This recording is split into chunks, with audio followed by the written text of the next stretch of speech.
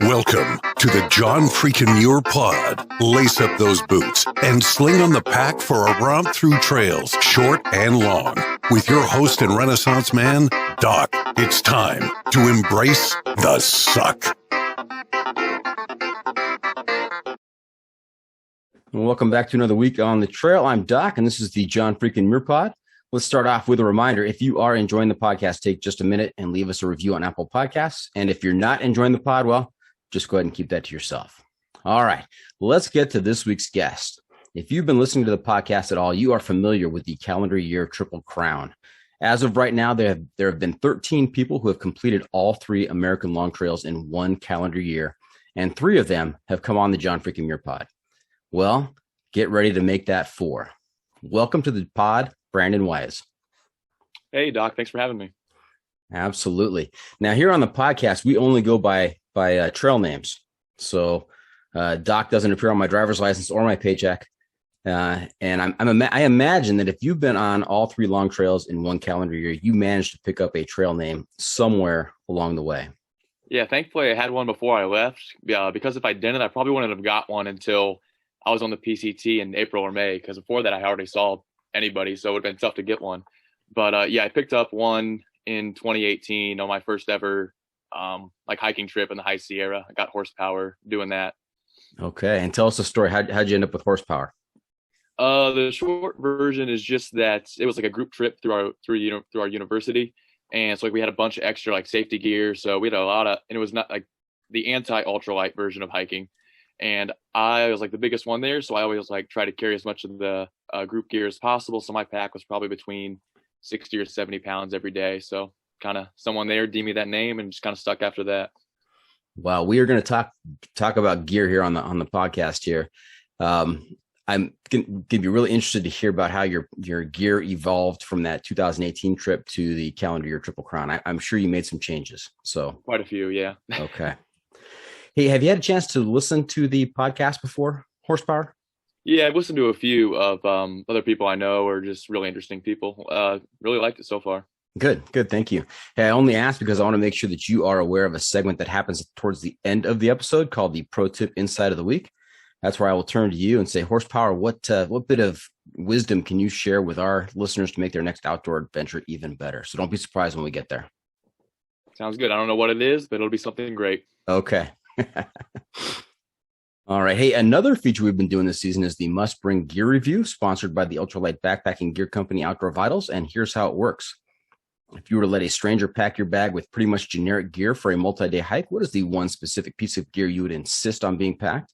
And if you've got a particular brand for that specific piece of gear, even better. So Horsepower, what is your must-bring piece of gear out there? It's probably be a pretty boring answer, but for me, I got to have good footwear. So it's just going to be Ultra Lone Peaks. Okay, Ultra Lone Peaks. Yeah, that is a common must-bring piece of gear that we hear from our experienced long trailers. They understand the importance of having your feet in good condition and not hurting. Because if your feet are hurting, then it makes for a whole different trip. It just ruins everything. Yeah. Yeah. And how many pairs of Lone Peaks did you go through on the calendar year Triple Crown? Yeah, I tried counting it up a few days ago. I think it's either 12 or 13. Wow. What does that come to in terms of mileage? So you're only supposed to you're only recommended to do 300 to 500 miles per pair, but I'm kind of a cheapskate, so I usually push them to around 700.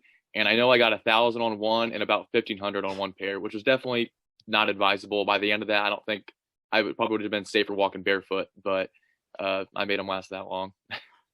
Horsepower, you and I are going to get along just fine. I like to pinch a penny as well and make those shoes go as long as possible. Absolutely. Okay. So let's talk a little bit about gear here.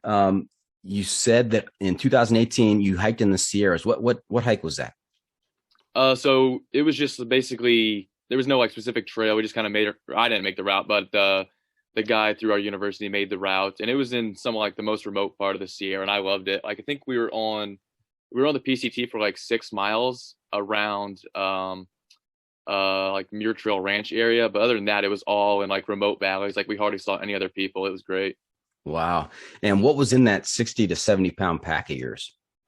Whew. Bear canister with a lot of food, and then just a bunch of safety gear, kind of heavier cooking equipment because we had a really big group. Other than that, I don't even know anymore. It seems like so long ago, and just so much stuff I would never ever bring anymore. Okay. And how did you trim that down to your hike this year of the calendar year Triple Crown? What was your base weight this year? Yeah, so like most of that was still the university's gear, so it wasn't my own stuff. So after that, I started to buy my own stuff, and like everybody else, wasn't ultralight at first. I was like, oh, that doesn't really matter, whatever, I'll be fine. But then as you get more into it, you realize how beneficial it really is. So I started buying my gear in 2019, and then kind of just gradually got stuff, whatever stuff was on sale, and just kept building it up until I was supposed to do the PCT in 2020, so I had most of it by then. But then kind of got a little more ultralight between March of 2020 than when I left in early 2021. And the base weight depended a lot on the season and terrain. For my winter base weight, I think it was around 19 pounds. And then my summer was like 10 and a half, I think. Okay. Now, are you telling me that your first experience with hiking was in 2018, and then 3 years later, you've done the calendar year Triple Crown? That's correct. Yeah. That is phenomenal. And we're going to talk about how you ramped that up and how you got inspired to do that in just a little bit. But before we leave gear behind, I want to go through a little segment that we've been doing recently called the hiking poll. And it's not POLE, it's POLL. Little good to know. A cute turn of phrase there. So, all right, I'm going to ask you 4 questions, and it's going to kind of give us a sense, a glimpse into your gear and your philosophy. So here we go. Boots or trail runners? I think we already answered that question. Mm-hmm. Trail runners all day. Did you start with boots in the Sierras? No, not even in winter on the AT. I didn't want to do boots just because there's no such thing as waterproof, and I just don't want to be carrying extra weight on my feet. Okay. Tent or tarp? Tent, but I probably want to get into a tarp. I just didn't have one, and just tents are easier. Okay. You ever do any cowboy camping? Oh yeah, basically whenever I could. Yeah. And what is the criteria for a successful night of cowboy camping? Ooh, ideally in the desert or just somewhere that there's not gonna be condensation or dew in the morning. But I did do it in Oregon and Washington a few times, and of course one of the nights it rained. But ideally no moisture, no rain. Other than that, I learned the hard way. If you're sleeping on any sort of a slope at all and you're cowboy camping with a inflatable pad, you're going to slide right off, and your tent's not going to be there to catch you. So a flat also is a pretty big deal. Other than that, it's pretty easy. Just so much more simple than setting up a tent, and saves time. That's why I love it.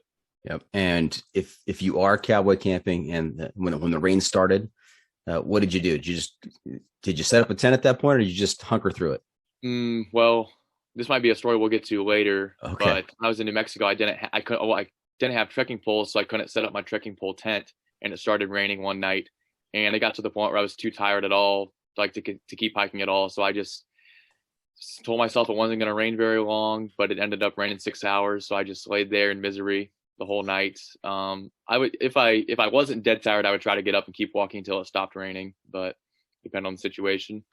Okay. Sleeping bag or quilt? Sleeping bag, but I really wish when I feel the need or that I can drop the money on, I definitely want to get a quilt. My sleeping bag, I loved my winter sleeping bag because it was super warm and great, but my summer sleeping bag was probably my least favorite piece of gear I had the whole year. Okay. Are you a side sleeper or a back sleeper? Side or stomach. Side or stomach. So yeah. In my opinion, I think those sleeping styles lend themselves more to quilts. Oh, definitely. Yeah. Spread out a little bit.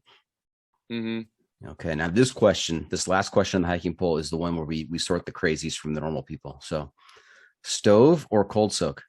Oh, I feel like if this is offensive to me, then I have to go cold soak. I feel like I'm going to be targeted here.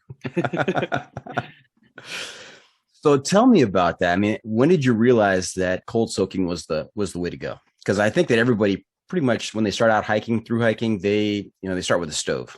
Mm-hmm. So I knew I would at least be doing it in the summer months. I knew I wasn't going to want to cook at all, or I wouldn't want to have the time to cook at all. Just try to do as big miles as possible. But I was talking to a couple of people that did the calendar year Triple Crown before, or at least hiked a lot in winter, and they said that you'd really want a warm meal at the end of the day, like hiking on the AT in winter. So I thought that would be the case for me too. So I brought a stove on the AT for the first week, and I used it I had the stove for probably the first 500 miles, maybe used it like 3 to 5 times that whole time, just because one, I was so tired at the end of the day and it was so cold. The last thing I wanted to do was take time to cook and then clean it up. And number two was even worse. The mice in the AT shelters were just so ridiculous. And if I started cooking, they would try to like climb up my leg and do like a kamikaze mission inside to the boiling water. And it was just such a pain dealing with them every night. I didn't want to cook. So I ditched the stove early on in the AT, and I really didn't mind not having a warm meal at the end of the day. For me, it's basically just walk as much as possible, then shove down about 2,000 calories of peanut butter before going to bed. Okay, that was gonna be my follow-up question. Is I've talked to a number of people who, while they don't bring a stove with them, they're not necessarily cold soakers. They will, just eat cold food, but not necessarily soak anything. So I wanted to find out, is that your approach as well, or you actually were a bona fide cold soaker? So I didn't cold soak on the AT in winter because it would have frozen most of the time. It wouldn't really have gone too well. I assume, I didn't try it even, but I assumed it wouldn't have gone well. I did cold soak every day, or like maybe every other day on the CDT and PCT. Okay. And what are your go-to cold soak recipes? I'm a simple man. It was probably ramen noodles 96, 98% of the time. And the other 2 times were like rice sides or nor sides, but they don't turn out too well. Now, I love how you went from 96% and you caught yourself and you upped that 2% more to 98%. It was probably more, yeah. Are you a mathematical kind of guy? When I have to be, not preferably. All right. Hey, before we get too far down the trail, let's back up a little bit and talk about your origin story here. We want to hear about your background, where you grew up, if you were involved in any kind of sports and hobbies growing up, and how you got involved in the thru hiking cult, because that's what it is. Any organization or group that convinces you to live in the dirt for months on end has to be a cult. So that's definitely true. Yeah. Tell us how it all got started, Brandon. Where'd you grow up? Yeah, I'm from Ottawa, Ohio. It's in Northwest Ohio, and there's not really any outdoor activities around here except hunting. There's not really any hiking trails or anything like that. So this is the American Ottawa, not the Canadian Ottawa. Correct. Yeah. Got it. Okay. You have to make that distinction a lot when you tell people where you're from. Not usually. I mean, usually, like Americans don't even Ottawa, Canada usually doesn't even pop in their head. So I don't have to most of the time. But yeah, not a lot of hiking. I mean, no hiking really growing up because there's nothing in the area. So and we own a farm, so I was working out there a lot, and then I was into football and basketball basically like from childhood all the way through high school. So like growing up, I basically just associated the outdoors with work and sports. And before that backpacking trip in 2018 in the High Sierra, I'd never really had done anything like that before. But just absolutely fell in love with it out there. It's a very easy place to do that. And then, I think that's pretty much it for the comeuppance. Okay. And you have any brothers and sisters? Yeah, both younger. And when I described to them what I'm doing, my sister says she literally cannot imagine anything worse in the entire world. And my brother, I think he doesn't say it to my face, but I think he still thinks I'm crazy. Yeah, I have dragged my son on some hiking trips, and he really enjoys it. But my daughters, they have the same kind of reaction as your sister. Like, why would anybody do this? Yeah, exactly. And what did your parents say when you say, "Hey, I'm gonna go hike the 3 long trails in 1 calendar year"? Mm-hmm. So when I originally told them that so my original plan was to do the PCT, CDT, AT like one each summer, starting in 2020 before I had to cancel the PCT. So when I told them that, they were more upset. So I think that kind of eased them into it. And then when I told them I was going to go for the calendar year Triple Crown, they kind of just sat there for like a half minute. And they're like, let me get this straight. So you're saying 10 people have ever done this, and they're all much more experienced than you, and you think you're just going to go along and do it this year? And I was like, yeah. I'm like, okay, well, good luck. They didn't try and discourage you? No. I mean, in the beginning, I could still tell they were a little apprehensive or just like mostly worried, I guess. But as the year went on, they just got more and more supportive, and it was great. I really don't know if I would have been able to do it without their support, and having to fight a battle at home and then also on the trail would have been so much more tough. Yeah, absolutely. Are you calling from? Are you calling in from Ottawa right now? Yep. Yeah, I moved back home since I've been home about 3 weeks now, and Yep, living here for now. Yeah, Okay. And you said that 2018 trip, that was a college trip? yeah, through Ohio State. The Ohio State University, I Yeah, think is thank you. how they do it. Yeah. And did you graduate from Ohio State? I did, yeah, right. In May of 2020. So the plan was to graduate basically, and then I was going to start the PCT like 3 days later before the world ended. Okay. And did you get a degree in like calendar year triple crowning, or Nope, what was kind of the opposite. Double majored in finance and history. finance and history? You don't see that double major too often.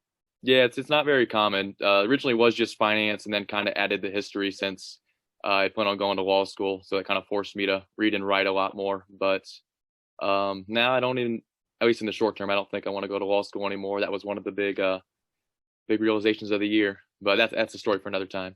Yeah. When you're out there for, was it 7,700 miles? I mean, you have a lot of time to think about stuff. Yeah, sometimes too much. I think you're right.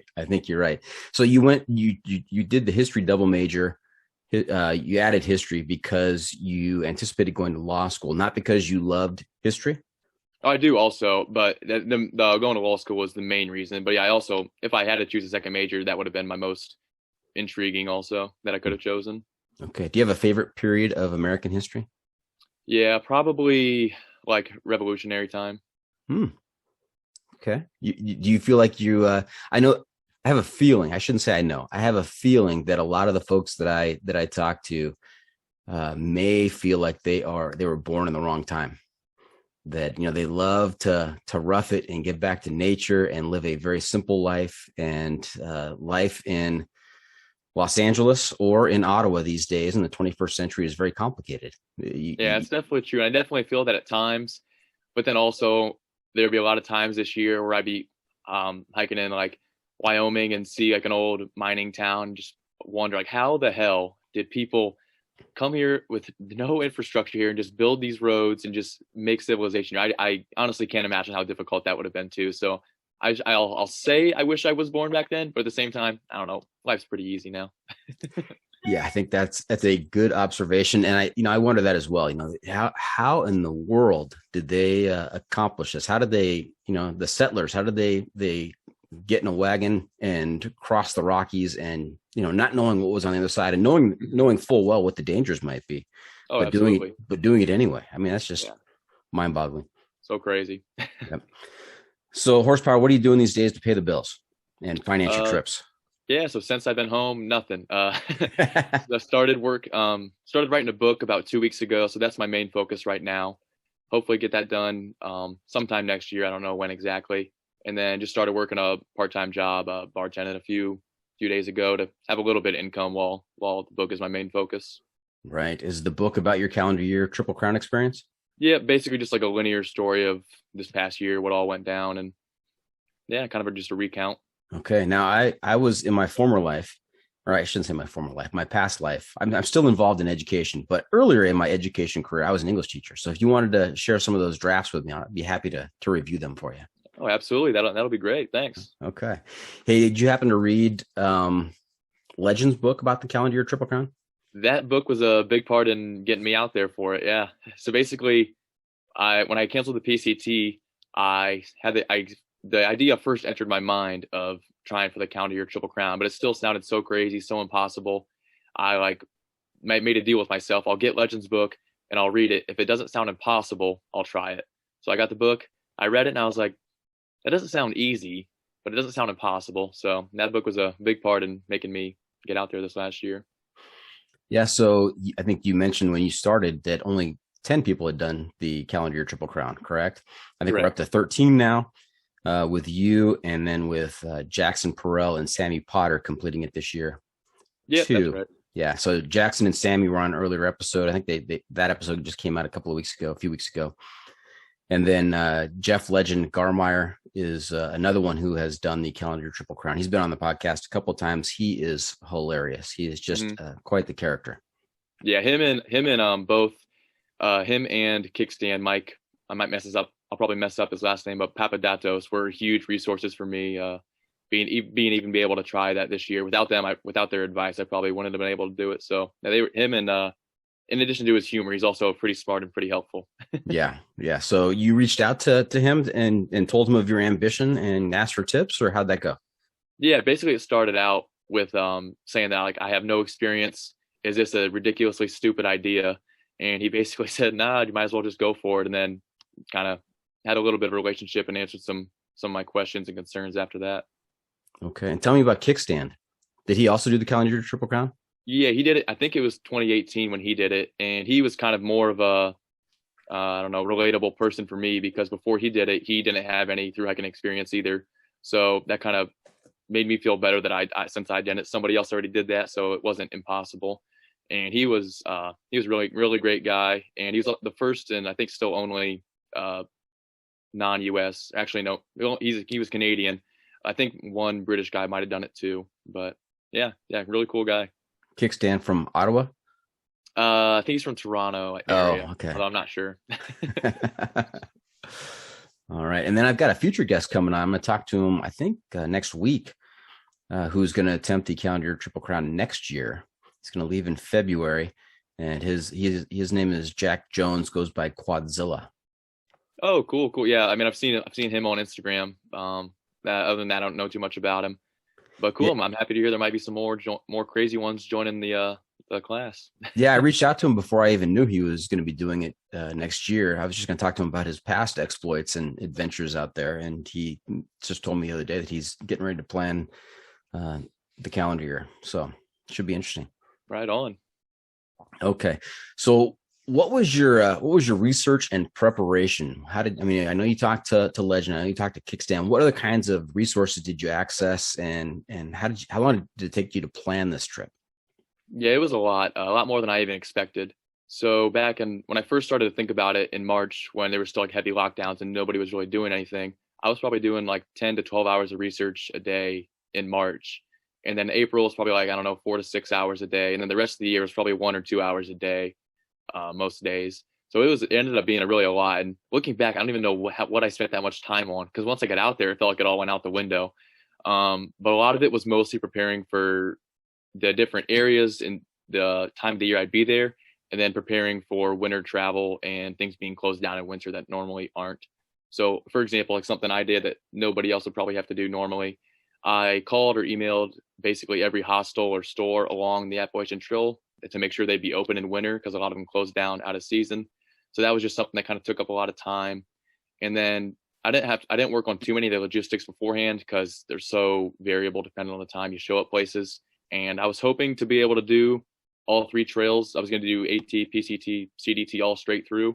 But with the snow on the East Coast last winter, maybe it was possible, but it was just I was moving so slow. Once I got up to Vermont, I had to flip to keep up a decent pace. So I had contingency plans to get, and after, if I wasn't able to go straight through, contingency plans to where I'd go next. So working on those 2. And then other than that, honestly, just dialing in gear a lot, because I just wanted to be as ultralight as possible while also trying to be relatively safe for the year. All right. And let's talk strategy in terms of which trail first, which direction, how that all played out. Did you start with the AT? Yeah. So basically, from what I see, there's 2 ways to do the Calendar Year Triple Crown. You can do AT, if you're going to, for simplicity wise, just hypothetically to go all straight through. AT, you can do AT starting really early, then do the PCT, CDT, or you could start later, probably April, May, and then start with the PCT, and then do the PCT, CDT, and finish with the AT. I chose the first one because it gives you a lot more flex time to be able to finish before the end of the year. And with this being my first thru hike, I wanted as much time as possible. But if you do the second version where you start with the PCT, you should be able to move much faster, and you would probably have to deal with less snow and just terrible weather on the AT, since you'll be getting there at fall turning into winter instead of starting out in the dead of winter. Okay. So I can't get over that the AT was your first thru hike. That's just that is great, man. Good way to open it up. That's right. So what day did you start the AT? And you went northbound, correct? Yep. Going northbound. I started January 13th at Springer. Okay. And when did you jump off of the AT, or have to flip flop? Yeah, I don't know I forget the exact day. It was somewhere around March 20th, I think. When I got to near Rutland, Vermont, the snow was every single step I took, I was sinking down to my waist, and there was no tracks at all to follow. So I was just randomly wandering through the woods looking for a blaze on a tree that's all covered in snow anyways. So it was not a fun time. Did you ever think, what am I doing out here? Oh, not just that was a lot of days of the year, but And so you got off the AT at that point? yeah. So where'd you go? I flew from Burlington to Phoenix, and then got a bus down to Lordsburg, New Mexico, to start at the Mexican-New Mexico border on the CDT. Started that sometime late March. I don't remember the exact day. And then made it up to Monarch Pass in Colorado. And the snow was just still ridiculous in Colorado. Like for that first part into Colorado, I did a bunch of road alternates to avoid the high mountains because there was still like 6 to 8 feet of snow a lot of the places. Then when I got to Monarch Pass, I flew from Denver to LA and then started the PCT April 26th. Then went all the way Novo on that. Finished PCT July 24th, and then started the CDT at the Montana-Canadian border on July 30th and headed south to where I ended at Monarch Pass and ended up doing an extra 300 miles after that to kind of make up for the alternates I took to kind of cut off a lot of the miles. Just threw an extra 300 there for good measure. Yeah, why not, Yeah. And when you're on the PCT, did you ever encounter any people and you'd say, hey, this is my third long trail of the year. I already did most of the AT and the CDT. And what were their reactions? Yeah, I would never, I would try not to bring it up first because, well, especially if I was walking, I didn't want to like stop and talk to people. But if I was like taking a break or, at camp of the night and somebody asked me a question that would lead to it, I would tell them. And then it was always funny to see the reactions. Or my favorite too was on the PCT along the ways, like further down the trail. So I meet somebody, they'll ask me my start date. I'd say April 26th. And they'd look at me and be like, are you sure? That doesn't sound right. Like, yeah, that's when I started.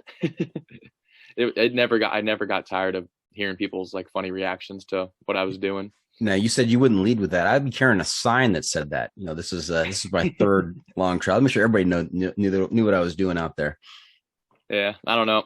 I mean, it was always a fun conversation, but during the day, I was also stubborn and didn't want to stop moving. Mm-hmm.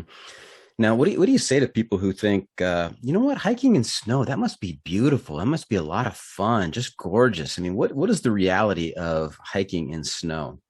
It can look pretty, but you pay for it 10 times over. It's hard to even describe until you do it. Like, just every single step you take, you're sinking a lot of the time, sinking above your ankle at the best, up to your knee at the worst. And it's actually, I got to the point early on the AT, probably 300 or 400 miles in, where I stopped getting mad and honestly just started laughing whenever I would sink up to snow to my knees or waist, because it was just ridiculous, like how funny and bad the conditions were. But really, there's nothing you can do about it. And in addition to walking in snow the whole time, your feet are going to be wet 24/7. And I don't care if you have waterproof boots, it's going to get in through the top. Your feet are going to get wet. I'm honestly surprised I didn't have more. I ended up getting athlete's foot on the PCT, but I'm really surprised I didn't have athlete's foot or some kind of foot fungus from them being wet 24/7 on the AT. So your feet are going to be wet the whole time. It's going to be tough walking. You can't stop to sit down or lay down anywhere because everywhere's covered in snow. So you really can't take breaks. So yeah, it's a lot of fun. The pictures look cool, but it's a lot of work. Yeah. Other than that, though, it's great. Other than that, it's great. Fantastic. All right. So I'm sorry, I may have missed it. Did you ever finish that piece up in Vermont? Yeah. So I ended up, when I finished PCT, finished what I did on the CDT, and then I started at Katahdin in Maine on October 2nd, and then finished where I did in Vermont, and then actually did an extra 50 miles to end at a high mountain because I thought it would be a cool end point. There's a fire tower there. It'd be a really beautiful view. And when I got there, it was snowy, or it was raining and foggy, and I couldn't see anything. It's perfect end of the AT. About how long did it take you to do each trail, do you think? So the PCT was the shortest. That was 90 days. The CDT with my extra 10 days ended up being 93 days. And then the AT was 96 days. Okay. Wow. When did you finish up? When did you reach the goal of finishing all 3 trails? October 25th, I think it was. So you started in January and finished the calendar year Triple Crown in October. Correct. That's incredible. Congratulations. Yeah, thank you. Do you feel any different? Nope. My body hurts a little bit more now. That's about it. Now, I know the FKT, I think on the PCT is 55 days, somewhere around there. You mean for like self-supported or supported? That's a good question. I'm not sure what the self-supported is, but Tim Olson, an ultra runner, actually broke the supported FKT this year, and it was really cool. He passed us. I did the last 1,000 miles of the PCT with another guy. He passed us like 2 days before we finished, and then like as we were at Hart's Pass about to go to the border, he was getting a ride out. It was pretty cool seeing him right after he broke the record. And was it 55 days? I just looked this up the other day, and I think that was the one I'm referring to, Timothy Olson. I thought he did it in 51, but I might be remembering wrong. No, could be. FKTs, anything in your future like that? Maybe, probably not. I'm actually not that fast of a hiker. I just walk for a long time, and I'm really stubborn and don't take breaks and don't waste a lot of time in town. I'm really not that fast. So maybe FKTs for like I was going to go for the FKT on the Buckeye Trail to cap off the 10,000 mile year. That was the plan before I quit on the first day. But for something like that, where it's a more attainable FKT, maybe, but nothing ever like the PCT or AT. I wouldn't be able to touch that. Yeah, you don't have to be super fast. I mean, there's two ways to pick up big miles in a day. One is to go fast, basically trail run it, or the other is you start early and you end late, and you just like you said, be stubborn and don't take a lot of breaks. Yeah, that worked for me so far. Okay. Hey, we're going to take a quick break, and when we come back, we're going to hear about some details from each of the long trails and talk about some of the highs and lows. Stay tuned for that. We'll be right back.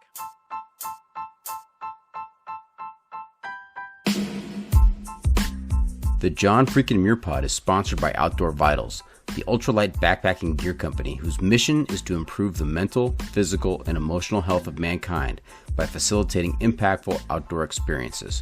Outdoor Vitals creates innovative technical products with confidence-inspiring education that empower outdoor ultralight adventurers. Their focus on performance enables you to live ultralight with gear you can actually be confident with. Whether you're looking for an ultralight sleep system, shelter, or pack, or if you're looking for top quality apparel for the trail, you can find it at Outdoor Vitals. Do yourself a favor. Live ultra light.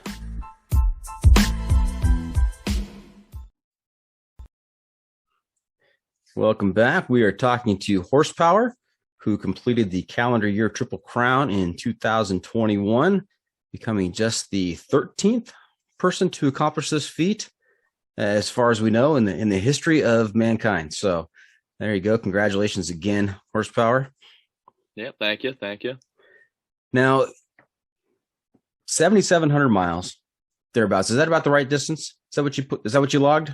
It varies a lot. It probably wouldn't come out to be that much. It depends a lot on the CDT alternates, which people typically add up the max mileage of it, which is like 3,100. Right. But really, most people, it's probably like 26 or 2,700. Okay. So 7,200 miles, 7,200, 7,300 miles. Something like that. Yeah. That is a long way to walk. That's a long way to drive. That's a long way to fly. But to walk that in a year, in 2021, you had to experience some highs and lows, not just literal highs and lows, top of mountains, bottoms of valleys, but metaphorical. I mean, what were some of the highlights and some of the lowlights of your time on the trail this year? Yeah, there were a lot of both. So many highlights. The funny thing about, I don't know, at least the way I view some of the highlights of the year is either they were really bad situations that are just so fun to look back on, like a snowstorm, on a May 21st in the High Sierra, or days they're so great, but I really can't describe why. So for the highs, for the first one I'll tell about, I headed into Sierra May 18th or something like that. And then the day before I went over Forester, somebody that I saw on trail told me there was a storm rolling in, and like everybody was getting off trail for it. And I was like, oh, okay, yeah, maybe I will. But in my head, I'm like, I don't have time to get off trail. I got a schedule here to keep. Got stuff to do. Yeah. Yeah. That's for normal people. I'm not normal. I'm crazy. I'm dumb. So I just stayed on trail, and I was like, whatever, I'll deal with it when it comes. And because of the storm, I actually wasn't able to do Mount Whitney, which I was planning on doing that side trip. But the day I would have done it with that storm, it was supposed to be snowing and the high was going to be like 2 degrees. So I ended up opting to not do it. And if I ever don't make it back to Mount Whitney in my life, that's my failure on its own. So I'm not too worried about that. But went over Forester. The first night, the weather started to get really bad. And when I was at the top, I took some quick pictures and my hands started to go numb after like 2 minutes. It was so cold up there. And I think it got down to like 15 or 16 degrees that night. And it was only going to get colder from there. And meanwhile, this is all going on while I still basically just have my summer gear, because somebody at Kennedy Meadows told me the weather was supposed to look good. So I sent home all the cold weather and winter gear I had sent there. I was like, I won't need that. It'll be fine. So meanwhile, I still have my 20-degree summer sleeping bag, which is actually probably more like a 30 or 40-degree bag because so much insulation had leaked out of it. And it was just a terrible piece of gear. But all that going on. And the next morning, I go past Kearsarge Pass, where basically everybody I camped with the night before was getting off at, because the worst of the storm was still coming. And that started snowing that morning before I went over Glen Pass. And I was like, oh, this is going to be fun. Some snow in the high Sierra. This should be interesting. And by the time I got to Glen Pass, I was already over it. It was so crazy. Like, it was basically a whiteout. I could hardly see anything around me. And like, when I got to the top, I pulled out my phone to take some pictures and looked at my face, and there was like icicles coming off my beard. And it was a great scene.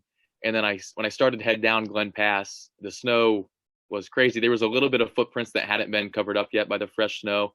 So I was following those, and then it got to a point where they just disappeared. So I started making my way down. And then before that, I got to this, I didn't want to put on my micro spikes at the top because it was so cold. I didn't want to sit down and take a break. I thought that would be a little bit dangerous. So I wanted to get down a little bit lower elevation with some less wind before I put on my micro spikes to head down. So I finally got down far enough and found this little rock where I could sit on to put them on. So I did that. And within 3 steps of me putting them on and walking, I slipped and started sliding down the mountain. First, how you start sliding down, you're like, oh, this is a little interesting, but you're not going very fast. You're like, oh, this won't be a big deal. I'll figure it out. And then you start to pick up speed and pick up speed and pick up speed. And I'm like, oh, this is not going to be good. And then I see this like big pile of rocks below me. And all I can think of is, oh, this is going to hurt. This is going to hurt. This is going to hurt really bad. But then right before, like probably 5 feet before I hit the pile of rocks, I jam my foot with a micro spike into the ground. Like I'm sliding to second base, and somehow it stops me like perfectly in time. And I was told after the fact that's definitely a dumb thing to do. You're not supposed to do that because you might start rolling over and like barreling down the hill. But it worked for me, so I got pretty lucky with that. So that was like the first crazy part of that storm. And then it snowed. It ended up snowing for I think over 2 days straight, and we got a fresh 18 inches of snow. And it got below 10 at night with the wind chill, and I was just so cold. I think I slept maybe a half hour each night.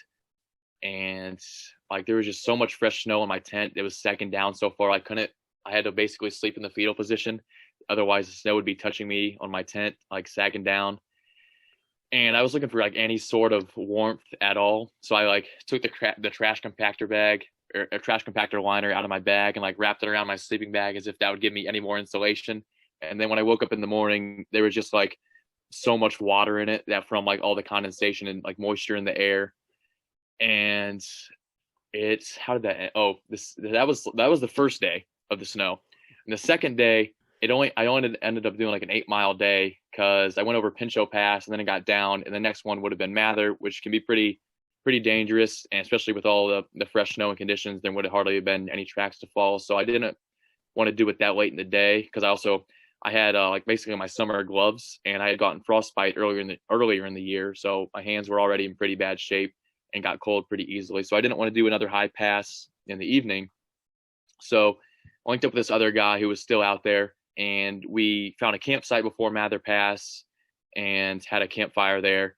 And we were like, snow was just pouring down on us, just like trying to dry out our socks, hanging them over the fire. And after like a half hour of us sitting there, 2 more people rolled in, started doing the same thing. And after that, like more and more people just kept rolling. And every time we saw another person, it was like, hell yeah, another idiot's still out here. More power to us. And that was like probably one of my favorite memories of the year. Just like 8 or 10 people sitting around a campfire with just heavy snow coming down, just like holding socks around a fire, trying to dry them out as if that was going to do anything while it's snowing. Well, hang on a second, horsepower. There's a lot to unpack there. We covered a lot of ground. Yeah. Sorry about that. I've got questions, man. This is crazy. All right. So first thing I want to go back to is that your gear planning for the Sierras was based on a conversation with a random guy in Kennedy Meadows. Mm-hmm. Is that accurate? Unfortunately, that's accurate. Wow. Okay. And so with your summer gear, how is it sleeping in the Sierras during a snowstorm? You talked about it a little bit. I mean, were you wearing literally every layer that you had? Yeah, I had every single thing on that I had. Fortunately, I kept my Under Armour leggings as an extra layer for warmth.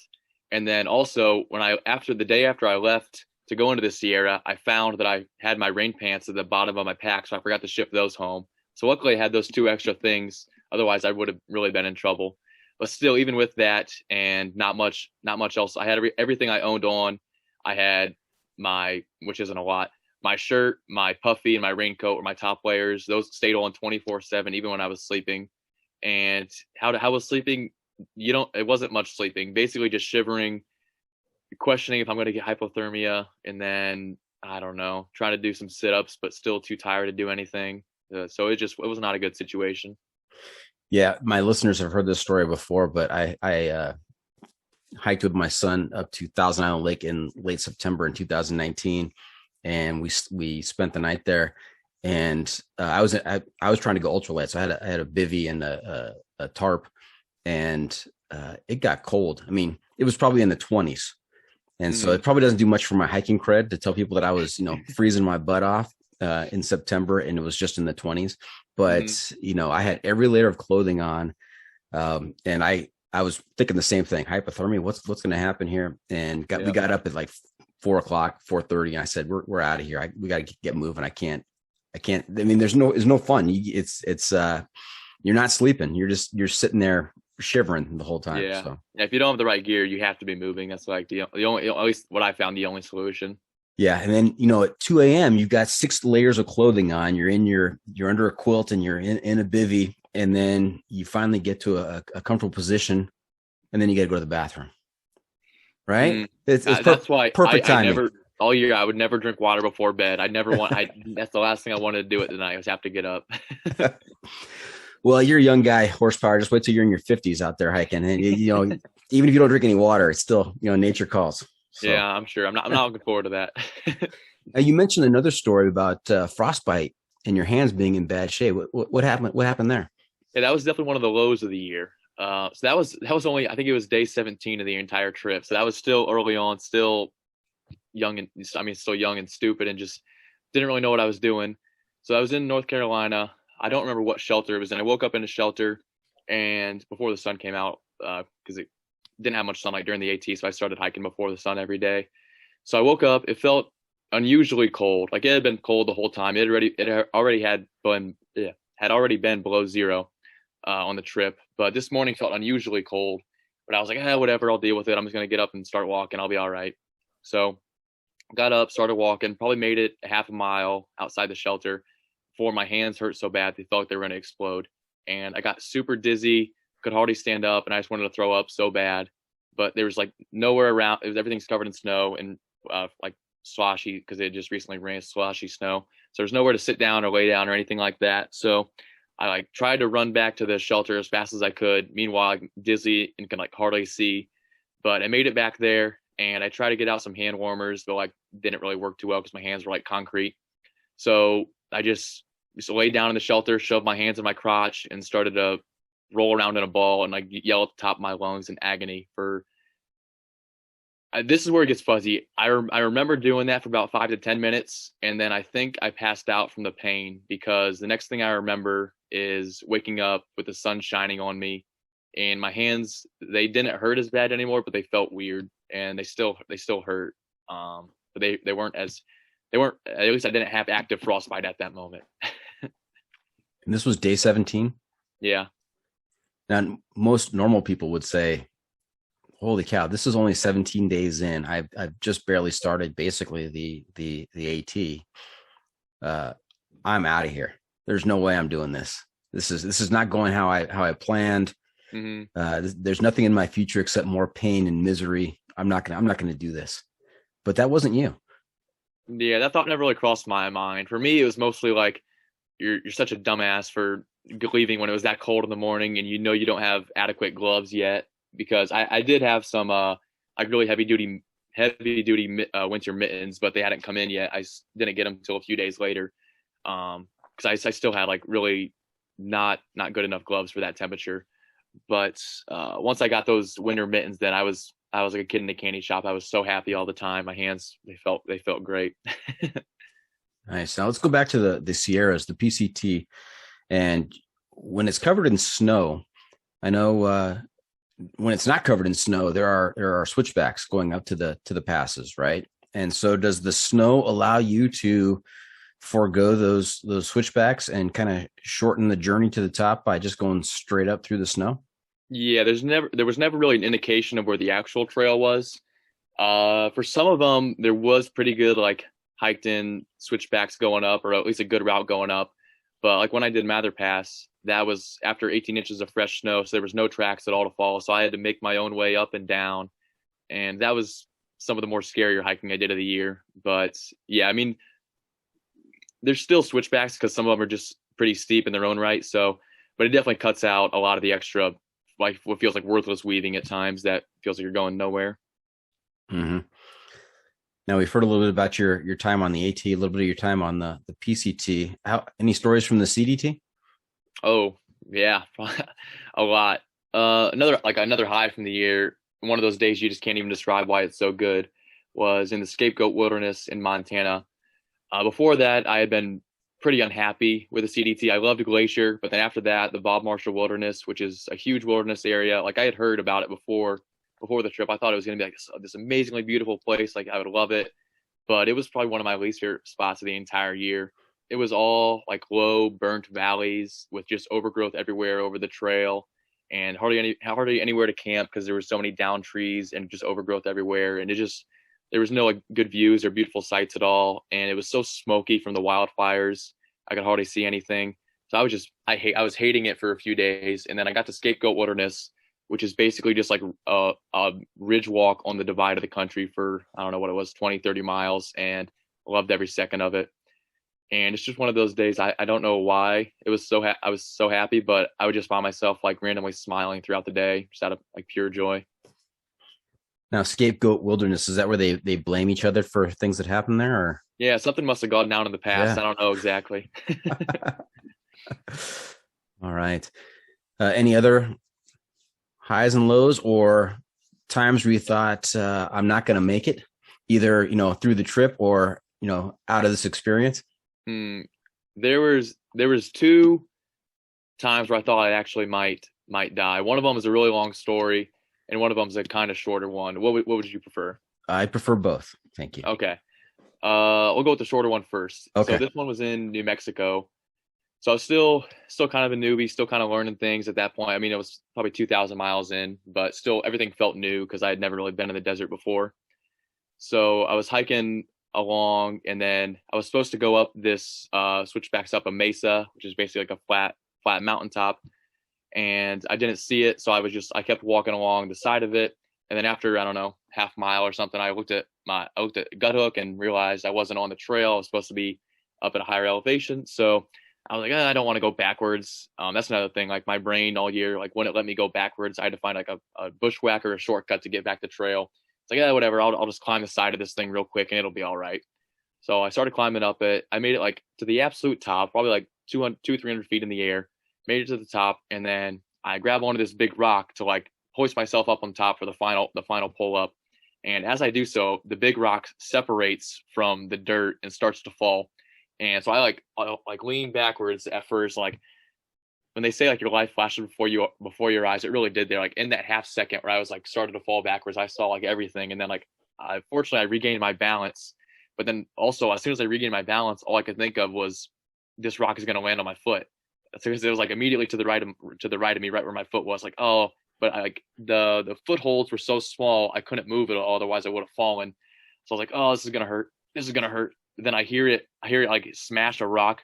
It might had to be less than like an inch or two away from my foot, and it was like such a relief. Like, oh, good. I didn't just break my foot, so I'll be all right. And then it took me about 10 minutes to get up that last 2 feet on top of the mesa, because I was so nervous about my handholds then to get up on top of it. It's funny how everything slows down in that moment. I mean, Mm-hmm. a lot of thoughts go through your head as all that is going through. And I think we've struck upon the title of this episode for the John Freaking Muir Pod. I think the title for this episode is "This Is Gonna Hurt," because we've heard that a couple times out of you now. And so, and when you lose your balance and you've got a backpack on, I mean, I know it's probably much lighter than my backpack, but it's incredibly difficult to keep your balance with that weight on your back. You want to just go over backwards. Yeah, it doesn't really make sense. And like even thinking back to the memories now of this and the story I'll get to next, just doing all this crazy acrobatic stuff with a backpack on doesn't really register in my head how much more difficult that made it than it just would have even normally been. So did the rock hit your foot? Nope, just missed it by like an inch or two. Okay. Yeah, big relief. And this was on top of a mesa, or getting to the top of the mesa off trail. Yep. Okay. And did you get back on trail there? I did. Yeah. Right. As soon as I got to the top, it was like 5 feet away. All right. Let's hear the longer story. Yeah. So this one was in Wyoming, on the CDT. Probably one of my favorite states the entire year. It was a beautiful area, and this was in the Wind River Range, which one of the most beautiful places in the entire country. Probably my second favorite after the High Sierra. So stunningly beautiful, great area, and there are a lot of alternates there that you can take for even more scenic areas rather than doing some low valley hiking. So I did one of them called Knapsack Col, which you basically go up to a 13,000 foot mountain pass, and then go back down to this area with some beautiful lakes, and it's just a stunning view and stunning area, but not a lot of people. So I camped on the north side of it, and then had to rock scramble a couple miles up to the top and made it up there. And then went to Gut Hook, and people were leaving comments saying, "Oh, if you cut across the glacier, it'll save a mile or two." So I'm looking at the landscape in front of me. I see like this big flat basin area, and then like a big glacier like mountain off to my right. I was like, well, they can't mean cut across the basin. That would be way too obvious. Everybody would do that. That doesn't make any sense. So I must have to follow this ridge up to this glacier on my right, and then I'll see where I'm supposed to go, and it'll be easy. So I started doing that, and I got to this point where basically there was these two really steep avalanche chutes, and then like a big rock, so it obstructed the view on the other side of that. Like, okay, whatever. And once I get on top of that rock, I'll be able to see where I'm supposed to go. So I go across these two like 70-degree avalanche chutes, like vertically on all fours. And every time I move a foot or hand, it's sinking down like 3 feet because it's just such loose dirt. So my heart's beating really fast the whole time doing that. And then I finally get up to the big rock, and I can see on the other side then. And I'm like, oh, this is not where I was supposed to go. Because on the other side, it's just two more avalanche chutes and then a vertical wall of ice. Like, well, it's too late to turn back now. So I'll go across these next two avalanche chutes. And you're not going backwards. Yeah. Not going to go backwards. My brain can't go forward backwards. Only. And it would be dangerous anyway. So I was like, whatever, I'll figure it out once I get across these next two avalanche chutes. So same thing, go across a bunch of that vertical loose dirt.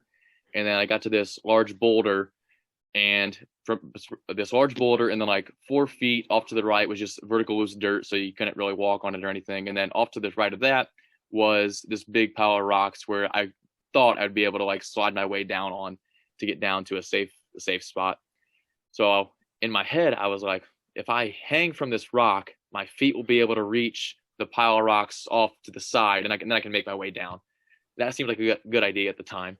So I like maneuver my way down to hang from the rock, and then as I'm hanging with a 600-foot vertical drop straight below me, I realized like my feet aren't going to reach the rocks, and I'm just hanging here and can't go anywhere. It's like, this is not good. What did I do to get here? This is so stupid. And I want to scream at the top of my lungs because I'm so scared, but there's no one around. Nobody's going to be able to do anything if they were around. So I was like, whatever, you got to figure this out. So I managed to pull myself back up on top of the rock, like action movie style. And then I get back up there. I'm like, okay, I'm up here. And there's still nowhere to go. So I lay on my stomach and start to slide down the vertical dirt, hoping I will be able to grab one of the big rocks off to the other side of it so I can get some leverage on that. So I start sliding down on my stomach. I start to really pick up speed after 10 feet, and I start to get worried. And it's just like an action movie. with the one last like lunge out, I grab onto a rock that I can pull myself up on. So I'm like, I get on it. I'm like panting at the top of my lungs. Then like, whew, like that was terrifying. But then I look down and like around me, like there's still nowhere to go. To my left, there's just that vertical loose dirt, and then to the right, there's a vertical wall of ice. It's like, okay, I guess this is it. This is when I got to do it. So I just sit down on my butt on the dirt and then start sliding down the mountain till I stop. And when I start going down, there's like everything flying around me. There's like big rocks flying by my head. I'm causing a major rock slide. Like everything is going around me. I'm trying to put my hands on the ground to slow me down. They're just getting cut up and bleeding. My butt's bleeding because it's just getting cut up with the rocks left and right. My pants are tearing. And after like, I think I slid down probably like 400 feet. And when I got down there, I'm just like out of breath. Like what the hell just happened? What did I just do? And it still wasn't done. So there was still like a bunch of ice in front of me. And then off to my right, there was like some powdery snow with a big rock, a massive rock, like 12 feet below. And then after that big rock, there was like rocks where I'd be able to scramble my way to the bottom. So my one last effort there was I just like broad jumped 6 feet into the puffy snow and just started sliding down the mountain. I was hoping I'd stop on the big rock, and when I hit it, and I did. And then I just made my way to the bottom then, and just like was so angry the rest of the day for being so stupid to take that wrong route and put myself in that situation. Did you rage hike the rest of the day? I did. I turned on a big Rage Against the Machine playlist and had to let out a lot of anger. Now, Horsepower, this sounds like a movie. I would pay money to see this movie of your calendar year Triple Crown hike. I mean, you've had some incredible moments on the trail. So let's think about this a little bit here. So when this becomes a movie, which actor plays you? That's gonna be tough because all my favorite actors are much older and probably wouldn't make sense as me. I'm trying to think of somebody younger that might fit. I don't know. Maybe like a Zac Efron, but he's too good looking. I don't know. I'll go with him for now. Okay, Zac Efron. What would be the title of the movie? This is gonna hurt. This is gonna hurt. Sure, we'll go with that. Okay. Well, invite me to the premiere because it all started here with our conversation. So. All right, we'll do. All right. Let's talk about comparison of the trails. We've talked to a number of people who have done, one of the trails. We talked to a few people who are Triple Crowners. We talked to some, that are calendar year Triple Crowners. Each of the trails has a different personality, I think. There's a different style to them. What is your analysis? What is your characterization of the trails? How would you describe the AT, the CDT, and the PCT? And I'm going to ask you to rank those in terms of which is your favorite. I should probably preface this by saying, if you want a good review of the AT, don't come to me. I hiked it in winter, so you're not going to get a fair argument. It's going to be mostly negative stuff. So just that's out there. The AT was definitely the hardest. I think that was probably because it was in winter, but even so, the steep grade is really tough, really, really brutal. And like when I was along the PCT, I was gliding the whole time. It wasn't easy hiking, but the grade is just so nice. It's easy to crush big miles. And then when I finished the PCT, it was actually a disaster because there was a fire approaching. So they closed Hart's Pass. So we had to take some little side trails to be able to get back to a road in the U.S. And on one of those side trails, I think it was called Jaquita Ridge Trail, I was quickly reminded of how brutal and steep a trail can be. And I was like, damn, PCT was so easy this whole time. I forgot how brutal things could be. So the PCT is really nice, really gentle. It's not going to be easy, but the weather's, other than the snowstorm in the Sierra, the weather's beautiful the whole time. It's beautiful hiking. The AT is ridiculously difficult, rewarding at times, but you really got to earn the pretty views. And the CDT, it's trying to think of a good description. It's like a crazy ex-girlfriend that loves to like stab you in the back and punch you in the back of the head at the same time, but also it's really fun, really beautiful, really pretty. It was my favorite by far. I love that part of the country, and it was my favorite of the three. So crazy ex-girlfriend, punch you in the back of the head, stab you in the back, but still fun. Still fun. She's a fun girl. Yeah. Whenever you think things are going to be easy or things are going to go smoothly, that's when it'll get you, and something's going to happen that you are not ready for. You're going to get some golf ball sized hail, or I don't know, something else. Did that happen out there? Golf ball size hail? Yeah, it was like my 4th day on the CDT, and I was like, well, I guess this is what I'm in for. Wow. So based on those characterizations, I would assume that PCT would be your favorite. No, I like the CDT better. Yeah. You like the crazy ex-girlfriend. Yeah, I guess. The PCT was really beautiful and very rewarding. I don't know, just something about the CDT. Something about like that part of the country is like so romantic and like just so beautiful. I don't know. It's hard to put into words. Everything just felt bigger. Everything felt like more vast along the divide. Nice. Now, with 7,200 miles under your trail runners this year, did you pick up any new friends, any tramily out there? It sounds like you were alone a lot of the time on the AT and the CDT, but maybe you picked up some new friends on the PCT. Yeah, so that's also a disclaimer for anyone that wants to try the Pound Your Triple Crown. You're not gonna make a lot of friends. You're not gonna meet a lot of people just because you're moving too fast most of the time, or at least you should be, hopefully. So yeah, the whole time I was on the AT, I saw 3 thru hikers, and that was all like in the first week. I never saw any again until I went back in October. Then I saw some late no-go finishers. And then when I was on the CDT in New Mexico, I saw 2 people the whole time in 800 miles. But then when I got to the PCT, I started April 26th. That was like right around the popular time to start. So I was seeing people left and right the first 700 miles.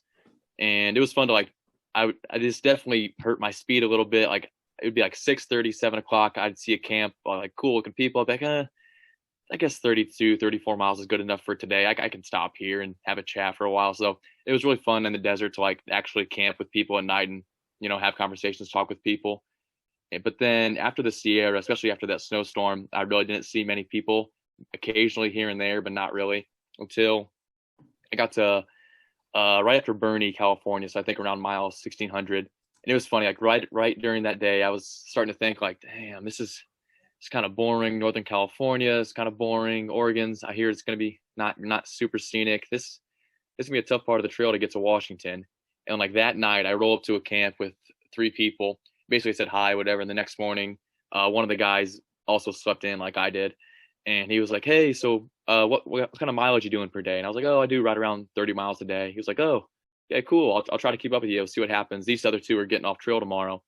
And I was like, okay, no, yeah, we'll see what happens. In my head, I was like, all right, buddy, I've heard this one before. Yeah, we'll see how this goes.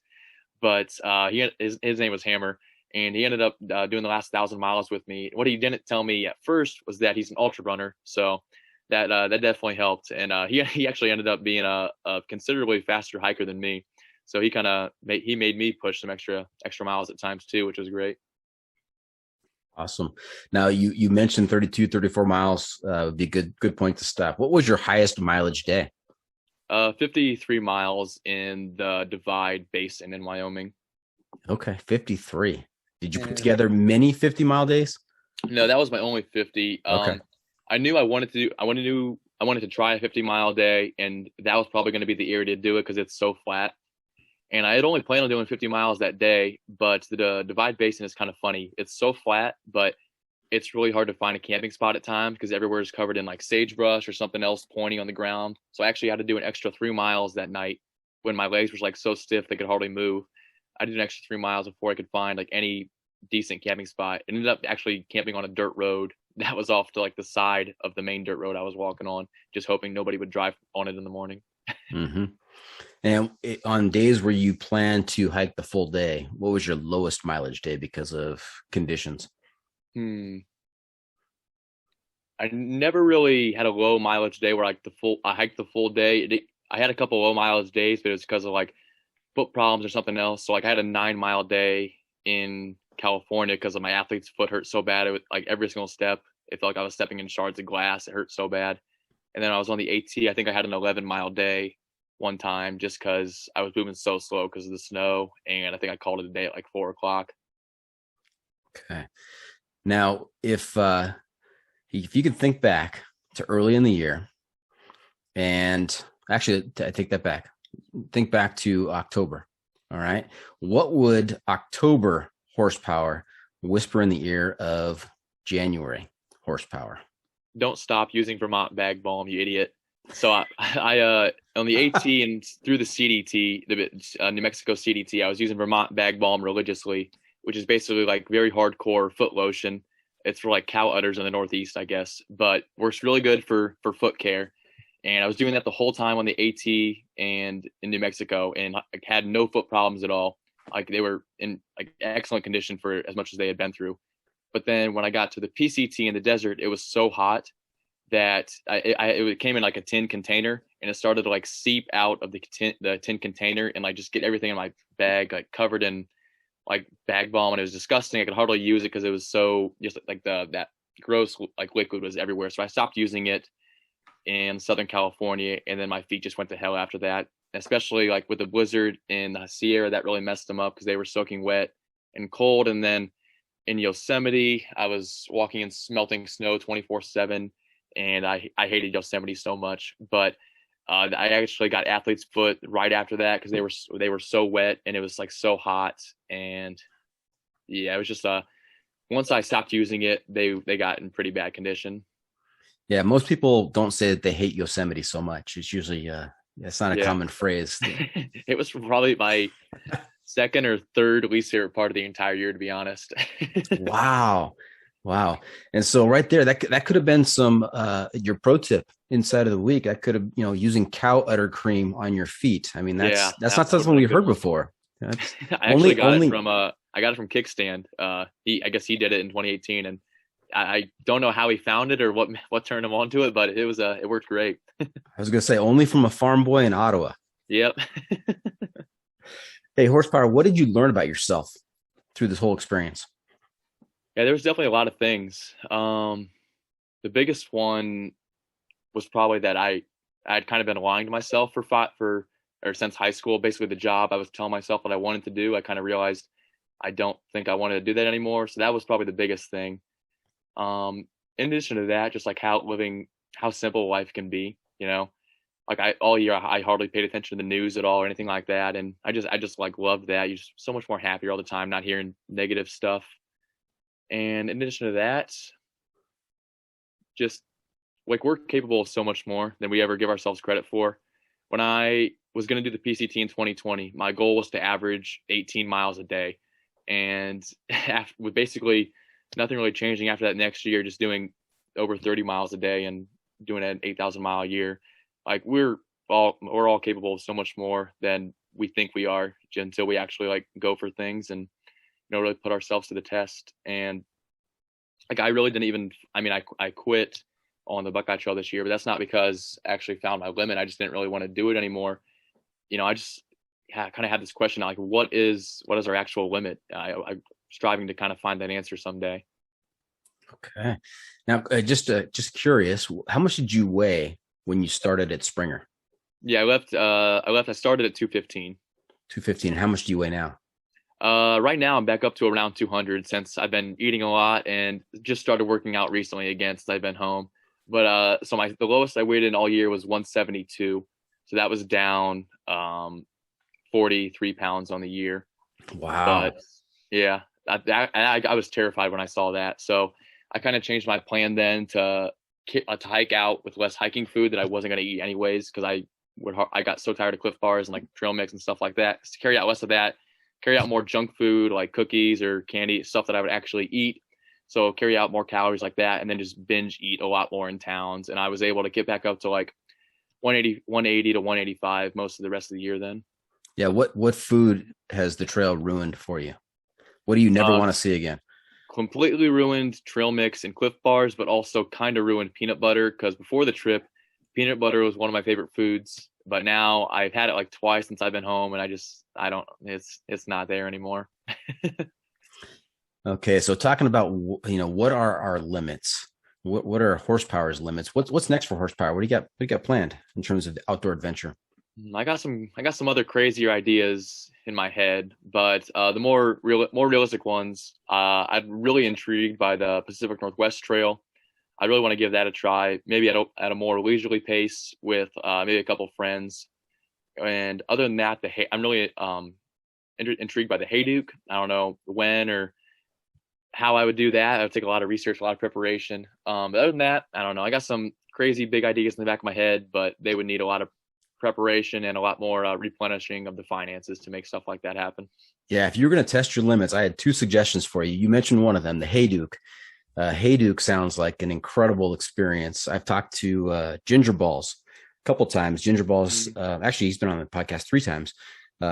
During his second time on the podcast, he talked about doing his recent Hayduke experience. He completed the trail, and he has some great stories from it. And he is also very friendly and giving of his insight and experience. And so if you want to reach out to him, I know he'd be happy to talk to you about the Hayduke. You could also listen to that episode. He goes into some pretty good detail, some great stories. The other suggestion I was going to have for you was the Barkley Marathons. The thing is, I know it's not a big running race. It's more, everything around it, because like just fast hiking and actually being able to find the pages and stuff like that. But I don't know. I'm thinking about starting to get into ultra running a little bit, maybe in the future, but I don't know. That's still so foreign, so seemingly unattainable for me. I don't know.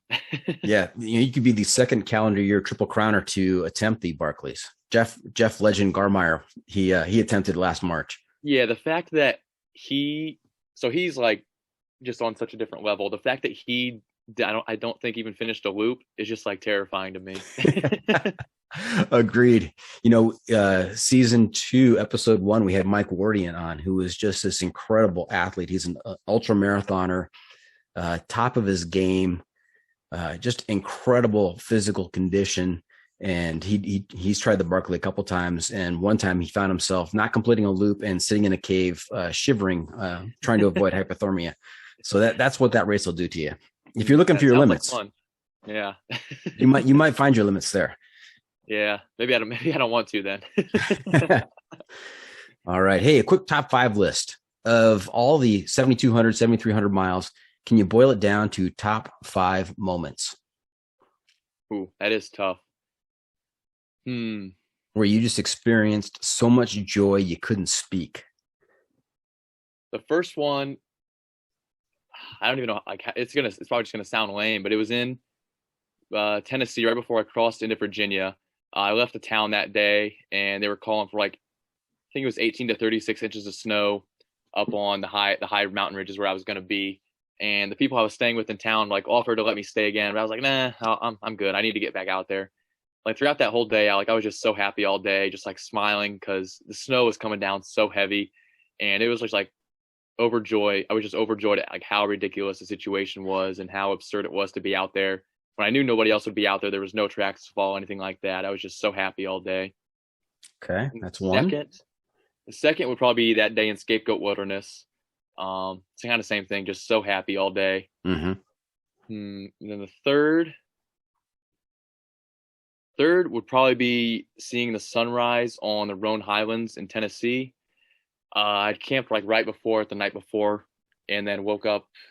I had a really big problem with sleeping in all year, but I actually woke up on time this morning, and it was still one of the most beautiful things I've ever seen in my entire life. The sky was full of clouds that I don't know how to describe it, but they were just I think alto cumulus, I think they were, but it's really choppy clouds, and they just looked amazing with the sunrise with the fiery orange sky. It was beautiful. Mm-hmm. So that was 3. That's 3. 4. This won't be a nature story, but when I was in New Mexico, I was walking along the road one night, and there wasn't really anywhere to camp. So I was walking by this ranch, and I asked if I could camp on their property in the back, and they said sure, and they were having a party. So I set up my tent, and they're like, hey, come here, and I ended up drinking a lot of beer and tequila with them that night. And I hate tequila, but they made me do it, and it was a really fun time. 1 tequila, 2 tequila, 3 tequila floor. It ended up being something like that. The next morning was not fun. And then 5.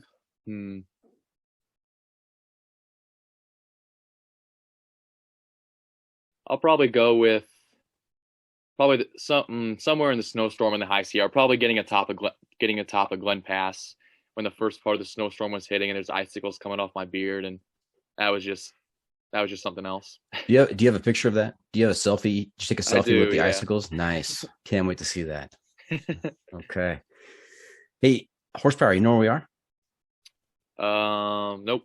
We're at that part of the episode where you share your pro tip insight of the week. What bit of trail wisdom do you have to share with our listeners to make their next outdoor experience even better? And it can't be, you already used it up. It can't be the cow udder cream on your feet. That was a good one. Yeah. I used that one too early. So this might be a little bit controversial, but don't listen to other people. So before I started like really preparing for the calendar year Triple Crown, I like kind of looked online for like people that had done it like without experience before, and stumbled across this poor soul on Reddit that like kind of was the same boat as me, put out there like, hey, I've never thru hiked before, but I'm thinking about trying the calendar year Triple Crown. And the comments were just like everybody tearing him to shreds, like saying, you're an idiot, like just do one trail at a time and things like that. So that was the point I vowed to stay off Reddit. So I didn't use it for any research or anything like that. But in addition to that, like throughout the year, I tell people what I'm doing. Like 99% are really supportive. There's always 1% that are going to like kind of question what you're doing, or why would you want to go fast, or you can't do that. There's no way you can do that. You won't be able to keep up that speed. You're going to get injured, things like that. And the biggest thing is just don't listen to other people. They don't know you. They don't know who you are. They don't know what you're capable of. And really, if you want anything bad enough and work hard enough for it, you'll get it. All right. I think that's excellent. Excellent piece of advice. So there you have it. That's it. This episode is just about in the books. Hope our listeners enjoyed our time with Horsepower. I want to thank him for joining us this week. Horsepower, how can our listeners keep up with you on social media, and where can they find updates on your latest adventures like the Hey Duke? Yeah, so basically the only thing I use right now is Instagram, and that's just going to be at Natural Horsepower. So that's where you can find me. Thinking about starting a website soon, but I really don't know anything about that, so that is not in the cards yet. And then what was the other question? Sorry. That was it. How can they keep up with you on social media? There you go. All right. Remember to check out the pod on social media as well. We are on Facebook, YouTube, Instagram, Twitter, and TikTok. Horsepower, you need a TikTok account. Yeah, I gotta work on that, I guess. Okay. And if you have comments or clips you want to share, you can send it to me at johnfreakinmuir@gmail.com. Horsepower, also looking to you to share a recommendation for a book, a movie, documentary, some kind of adventure media to keep our listeners connected to the trail. What do you have for us? I guess it's probably mentioned before, but read Legend's book. It's a great book. And then, of course, read mine when it comes out, hopefully sometime next year. But I guess mainly just, go rewatch The Revenant. Great movie. The cinematography is amazing. The scenery is just so beautiful. And if you're getting ready for a thru hike, it's good to watch because, I watched it before I left. And a lot of times on the AT where I was like, oh, it's cold, it's raining, but at least I don't have to crawl inside of a dead horse. So it's a good, it's a good measuring stick. There is that. At least I didn't have to climb into a dead horse. And before we wrap things up, I've got one more segment for you called What Have I Not Asked You that you're dying to tell us about? What'd I miss? I can't think of anything, at least off the top of my head. Okay. We covered it then. Well, that's a wrap from the John Freaking Muir studio. Any shout outs to friends and family, Horsepower? Just big thanks to my parents throughout the year for being supportive and mailing me stuff whenever I needed it. And then just shout out to my thru hiking brother, Hammer, did 1,000 miles in the PCT. Great guy. And then shout out to Terminator, who we kind of adopted for the last 3 days when he caught up to us. Those are about the probably two closest people I was with throughout the entire year. Okay. Hey, and I forgot to ask you earlier, as you were telling these stories where you thought you were going to die, did you tell your parents those stories too? Just a couple weeks ago. Okay. I didn't want them listening to the podcast and this being their first experience. Yeah, that'd be a tough way to find out.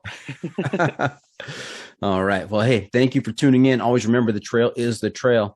It doesn't care if you want to go downhill. It doesn't care if it's almost dark and you're looking for a campsite.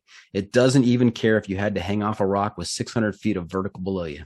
The trail is the trail. Embrace the suck.